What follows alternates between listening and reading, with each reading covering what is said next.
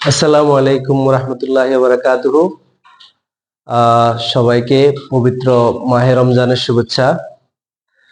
তো অনেকেই আসলে ইংরেজিতে কথা বলতে চায়, ইংরেজি শিখতে চায়। তো আমি বলবো যে তাদের জন্য আসলে উচিত হচ্ছে যে ছোট ছোট টপিক ধরে, পরিচিত টপিক গুলো ধরে ধরে ওটার উপরে কিছু লেখার চেষ্টা করা এবং হচ্ছে যে সেটার উপরে কিছুক্ষণ কথা বলার চেষ্টা করা।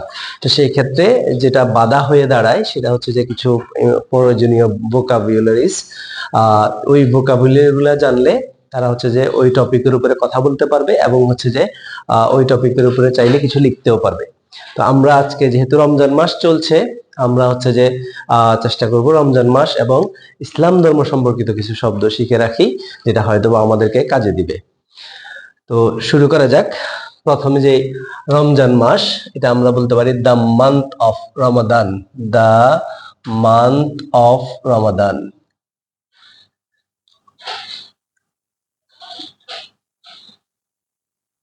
The month of Ramadan. এরপরে যে ওয়ার্ডটি রয়েছে সেটি হচ্ছে যে হলি, পবিত্র। তাহলে হলি হচ্ছে পবিত্র। তারপরে যে ওয়ার্ডটি রয়েছে রোজা। রোজাকে আমরা বলতে পারি ফাস্টিং। ফাস্টিং এটা নাউন হিসেবে আসলে। এরপরে হচ্ছে যে আমরা যদি বলতে চাই যে রোজা রাখা, তাইলে হবে F A S T, fast. F A S T, fast মানে রোজা রাখা। তারপর হচ্ছে যে সেহেরি। যদি সেহেরি বলতে চাই, সেহেরিকে সাহারি বলা যায়, অথবা হচ্ছে যে সেহেরিও বলা যায়, অথবা হচ্ছে যে আমরা বলতে পারি সুহুর, এইচ ডাবল ও আর, সুহুর। এরপরে আছে হচ্ছে যে ইফতার। ইফতারকে আমরা ইফতার বলতে পারি, ইফতার। ইফতারকে ইফতার বলা যায়। এরপর হচ্ছে তারাবি। তারাবিকেও আমরা তারাবি বলতে পারি, তারাবি। তারপর হচ্ছে যে দান। আমরা রমজান মাসে অনেকেই, কারণ 1/70 মানে একটা সওয়াব অন্য সময়ে যেটা পাওয়া যায় সেটা রমজান মাসে হলে 70 গুণ বেশি পাওয়া যায়, 70 টাইমস মোর। তাহলে হচ্ছে যে দানকে আমরা বলতে পারি হচ্ছে ডোনেশন বলতে পারি, ডোনেশন। ডোনেশন বলা যায় দানকে, অথবা আর্মস বলা যায়, আর্মস। অথবা স্যাক্রিফাইসও বলা যায়, স্যাক্রিফাইস। তারপরে হচ্ছে ইবাদত, যেটাকে আমরা ওরশিপ বলি। ওরশিপ মানে ইবাদত, ওরশিপ। এরপর হচ্ছে যে পাপ। পাপ মানে হচ্ছে সিন। এরপরে পাপি, সিনার। সিনার। এখানে ডাবল এন হয়ে যাবে, কারণ কনসোনেন্ট, ভাওয়েল, কনসোনেন্ট এরকম যদি হয়, কোনো কিছু যুক্ত করার সময় শেষের যে কনসোনেন্টটি থাকে সেটাকে ডাবল করে দিতে হয়। যেমন আমরা এখানে ডাবল এন লিখেছি, সিনার। হালাল, অ্যাপ্রুভড। হালালকে আমরা বলতে পারি অ্যাপ্রুভড।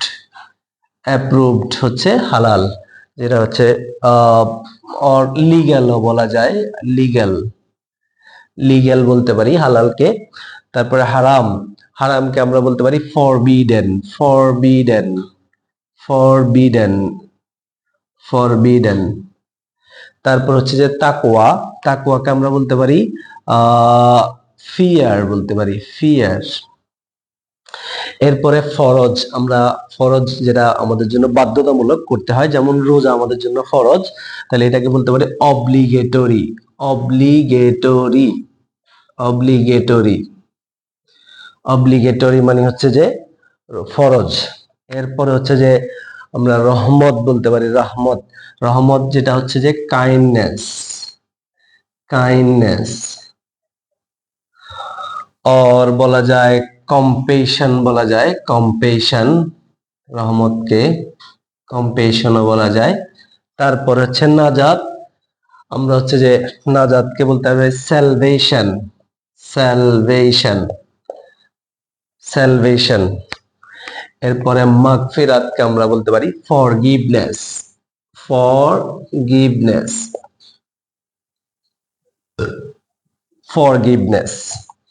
তাহলে তারপরে আবার আমাদের এদিকে আরো কিছু শব্দ রয়েছে। ওয়াজিবকে আমরা, ফরজ এবং ওয়াজিবকে সেম ইংরেজিতে বলা যায় অব্লিগেটরি, অব্লিগেটরি, অব্লিগেটরি, অব্লিগেটরি।